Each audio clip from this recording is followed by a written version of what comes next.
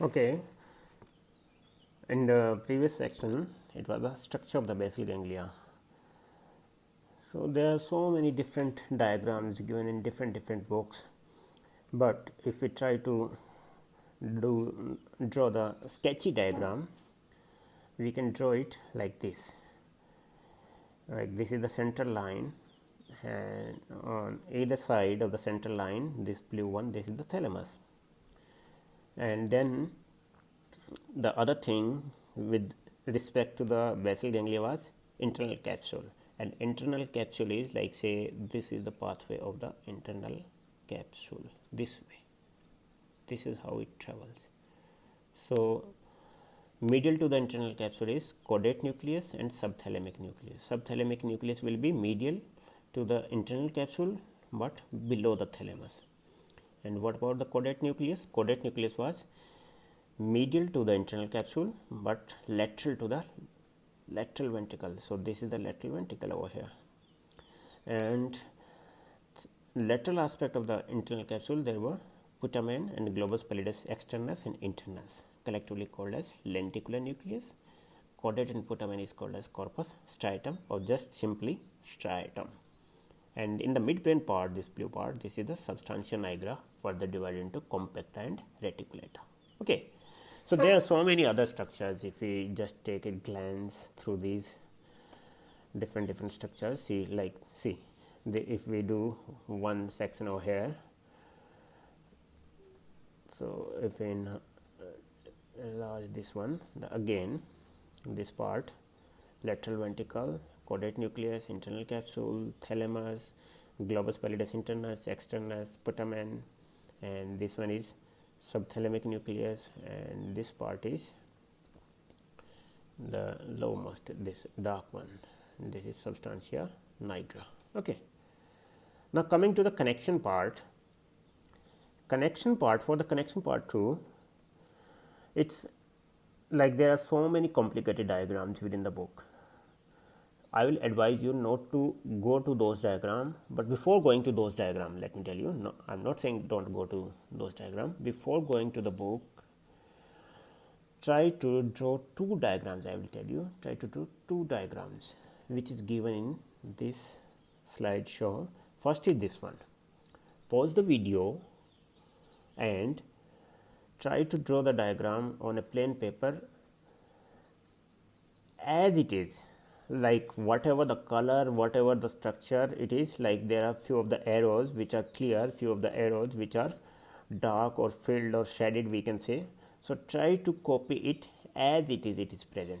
Pause the video and draw this diagram. Once you are done with drawing this diagram, then start the video again and listen to me. See, I said at the starting of this class, there are, broadly we can say, there are the connections in between the ganglia, that's one. Second is, there is input that's coming to the ganglia mostly from the cortex, but there are other connections too, like thalamus also gives input. So that is the second one. The third one is, there is output from the basal ganglia. Most of them will be going back to the cortex. So we can say there is a loop formation. Like from the cortex it goes to the basal ganglia, within basal ganglia there is some connection, there is some pathway, and then via thalamus it goes back to the cortex. So there will be the loop. So these loops, they can be broadly divided into two parts. One is direct, other one is indirect. So if we go by this diagram, first we will look at the direct one. See, from the cortex it goes to the striatum. Forget about the shape of the arrow, just try to look at the boxes. First there is cortex, from the cortex it goes to striatum, right? From the striatum, what is striatum? Striatum is collective name for caudate and putamen. From the striatum it goes to globus pallidus internus segment. Forget about all other things, just try to look at the things, the name I am speaking. The cortex, from the cortex it goes to striatum, from the striatum it goes to globus pallidus internus, from the globus pallidus internus or internal segment it goes to the thalamus, and thalamus from the thalamus it goes to cortex. Forget about the supplementary or whatever, or just imagine, forget, like say from the thalamus it is going back to the cortex. So there is one loop: cortex, striatum, globus pallidus internus, thalamus, and then back to the cortex. This is direct pathway. Okay. The second one is indirect. Initially, from the cortex to striatum, initial segment, it's same. From the striatum, instead of directly going to the globus pallidus internus, it is taking a long route, or we can assume that we are taking the bypass of a city, the outer ring road of the city. So, in the outer ring road, from the cortex it goes to the striatum, from the striatum it goes to globus pallidus externus, and from the globus pallidus externus it goes to subthalamic nucleus, and वहाँ घूम घाम के then it comes back to globus pallidus internus, and then again the same pathway, the common pathway, from globus pallidus internus it goes to the thalamus, and thalamus to cortex. So, it's like you are entering one city, a particular city, and then exiting that city by taking the bypass. From the cortex you entered at the initial segment, that is the striatum. From the striatum, instead of going through the city, you took the bypass outer road. From the striatum you went to the globus pallidus externus, and from the globus pallidus externus it goes to subthalamic nucleus. Then the last part of the city, that is globus pallidus internus, you exited the globus pallidus internal segment, then thalamus and cortex. So, that is indirect pathway. Now, look at the arrow, the shape of the arrow, whether this is clear or shaded. In this direct and indirect pathway, we will deal with neurotransmitter excitatory and inhibitory, and excitatory will be glutamate and inhibitory will be GABA. So, first we will look at excitatory, not excitatory, look at the direct pathway. From the cortex, neurons releases excitatory neurotransmitter, that is glutamate. So, if we stimulate the neuron or the cortex, what will happen? There will be release of the glutamate over the striatum. So, what the glutamate will do? It will stimulate the neurons present within the striatum. They will get stimulated. Now, what these neurons will release? They are releasing GABA, inhibitory neurotransmitter. We stimulate the cortex, which in turn releases glutamate neurotransmitter. Glutamate makes the neurons of the striatum to get stimulated. They will get stimulated. Now, they will release the neurotransmitter, and that neurotransmitter is GABA. And where exactly they are releasing this inhibitory neurotransmitter GABA? They are releasing over the neuron of globus pallidus internus. So, now what will happen to the stimulation of the globus pallidus internus neuron?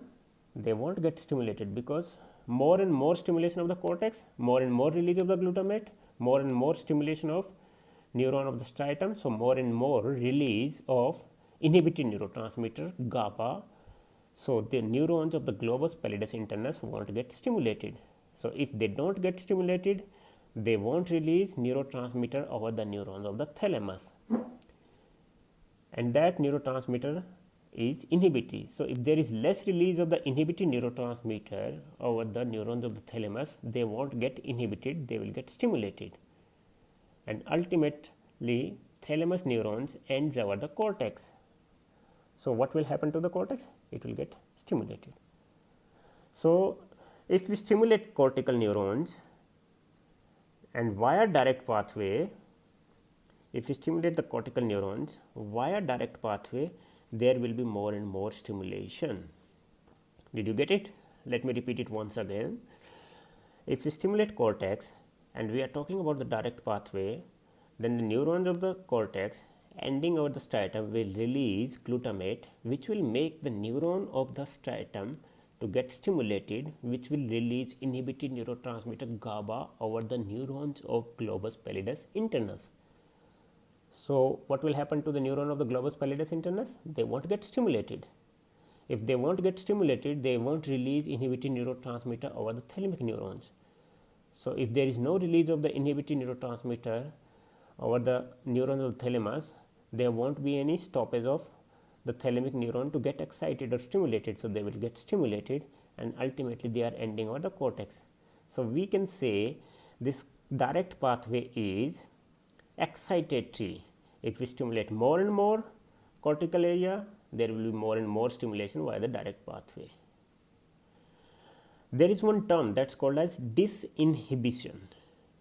Disinhibition. What is disinhibition? It is one population of inhibitory neurons inhibits the second population of inhibitory neuron. That is what is happening in this direct pathway. How? What is disinhibition? One population of inhibitory neuron means that one population of inhibitory neurons happens to be striatum.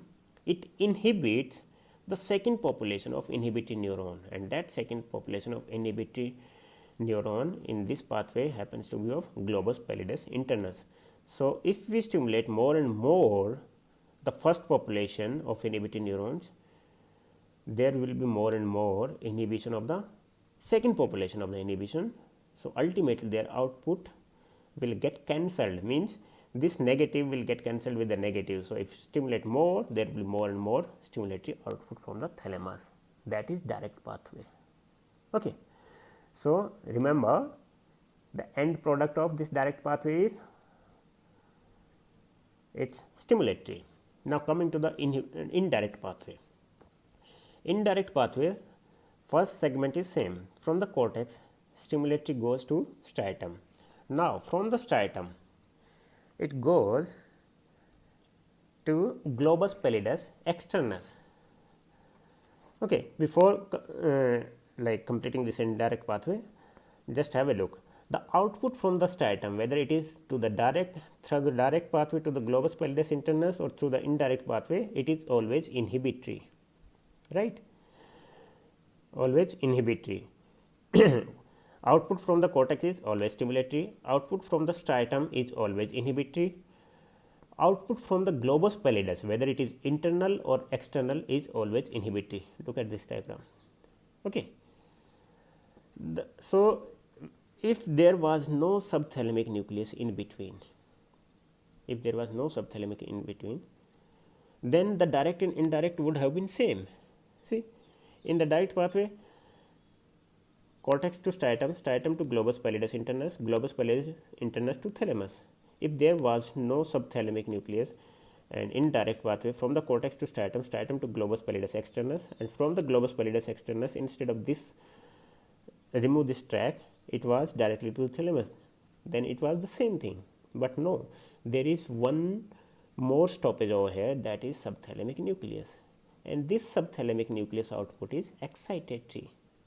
So, just try to visualize this thing and try to understand in your own way what will be the ultimate output. If you stimulate cortex, it will stimulate striatal neurons, which will release more inhibitory at the globus pallidus externus. So, the neuron of the globus pallidus externus won't get stimulated. If they don't get stimulated, the release of the inhibitory neurotransmitter to the subthalamic nucleus will be reduced. So, what will happen to the subthalamic nucleus neuron?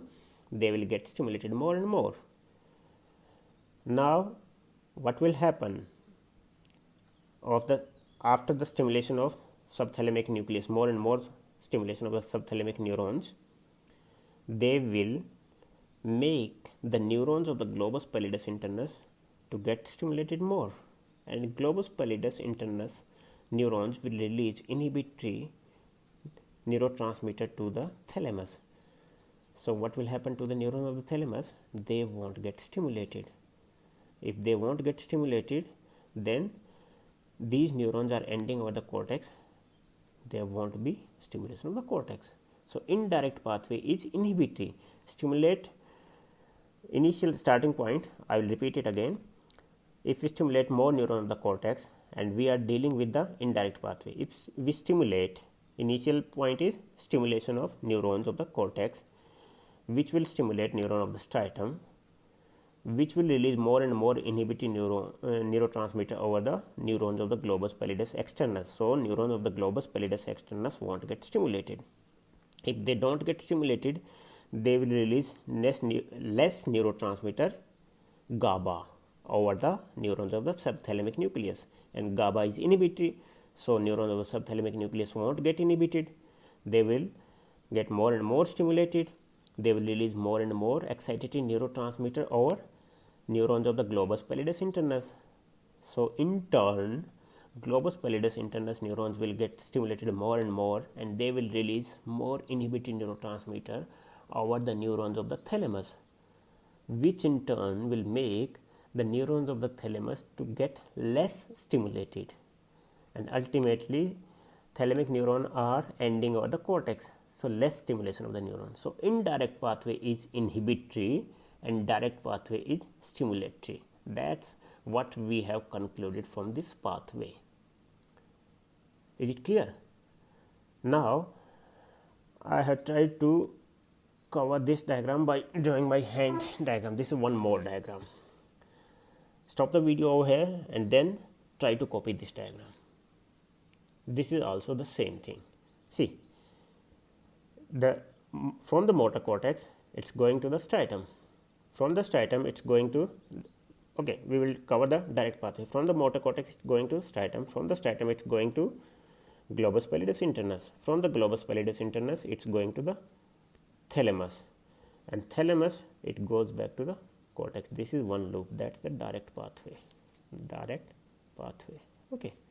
The indirect is from the motor cortex it is going to striatum, from the striatum it goes to globus pallidus externus, from the globus pallidus externus it goes to subthalamic nucleus, from the subthalamic nucleus it goes to globus pallidus internus, back to thalamus, and from the thalamus it is going to motor cortex. That is the indirect pathway. I forgot to draw one red line over here. Let me draw over here. 1 second.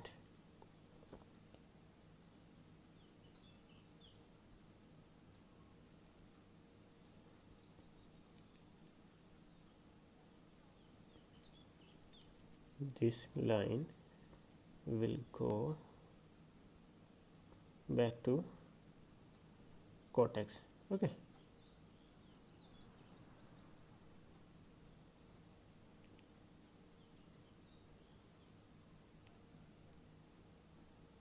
This will go, this is just assume this is ending over the motor cortex. Okay. This is indirect pathway. So, that we have covered in the previous diagram. Now, what is more in this pathway? There is one more connection, that is substantia nigra pars compacta. See, the green one is excitatory and the red one is inhibitory.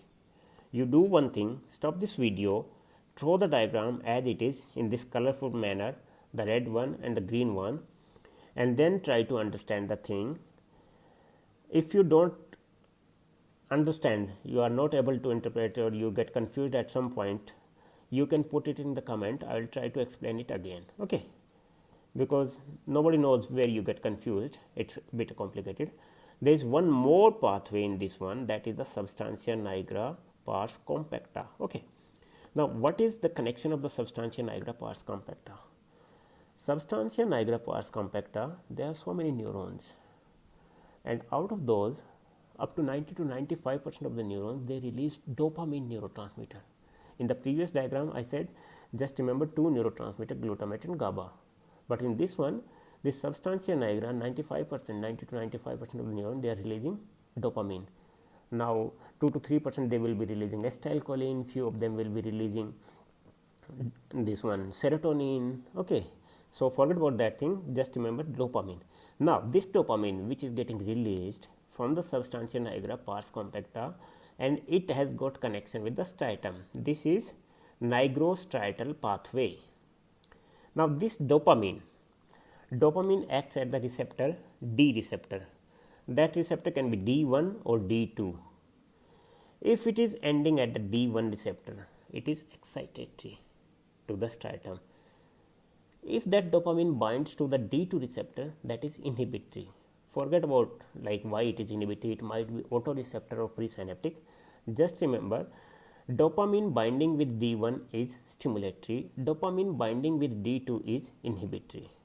Now, if we stimulate the motor cortex and we include this nigrostriatal pathway too, what will happen?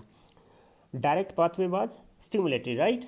Like we stimulate the cortical neurons, it will stimulate more and more striatal neuron, which will inhibit globus pallidus internus, so which will less inhibit thalamus, and there will be more and more stimulation. Now, what will be the effect of dopamine binding with D1? If dopamine binds with D1, there will be more and more stimulation, means whatever the stimulation was happening because of the stimulation of neuron of motor cortex, it will add up.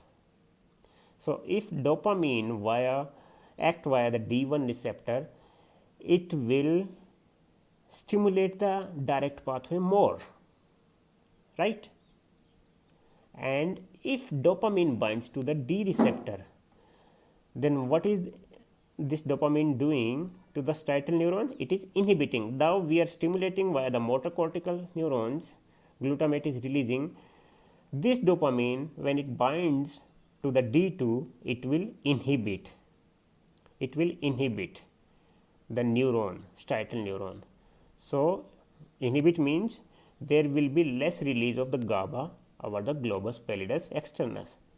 If there is less release of the GABA over the globus pallidus externus, the neuron of the globus pallidus externus will release more and more GABA over here.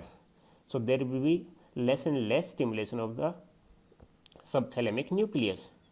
If there is less stimulation of the subthalamic nucleus neuron, there will be less release of the excitatory neurotransmitter over the globus pallidus internus. So, there will be less release of GABA, inhibitory neurotransmitter GABA over thalamus. So, thalamus was inhibiting the neuron of the motor cortex via indirect pathway. So, if there is less stimulation coming over here, less inhibition coming over here, then there will be more and more excitatory output from the thalamus to cortex, or we can say there is less and less inhibitory. So, via D2 pathway, D2 receptor, it inhibits the inhibitory pathway, and via D1 it stimulates the stimulatory pathway. Okay, stimulate the stimulatory pathway. Is it clear? If dopamine acts via D1, it stimulates the excitatory pathway. If dopamine acts via D2, it inhibits the inhibitory pathway, and that balance is needed. That inhibition and stimulation, that balance is needed for normal movement. If that balance gets deranged, if it gets more inhibitory or if it gets towards some more stimulatory, there will be either hyper or hypoexcitation of the movement. That's all about the connection of this basal ganglia pathway. In the next class, I will try to cover different loops. So, today watch these videos, try to draw these two diagrams what I have told you, try to understand the things, then go back and read the book, and if still you are not able to get these pathways or there is any confusion, please write it in the comment. I will try to explain with the one more video. Okay. In the next class, we will cover the functions and pathology, as well as whatever the different loops. In some books they have given there is a caudate loop, there is a Putamen loop. Once you are done with these connections, we will cover those loops too. It will become very easier. Okay, that's all.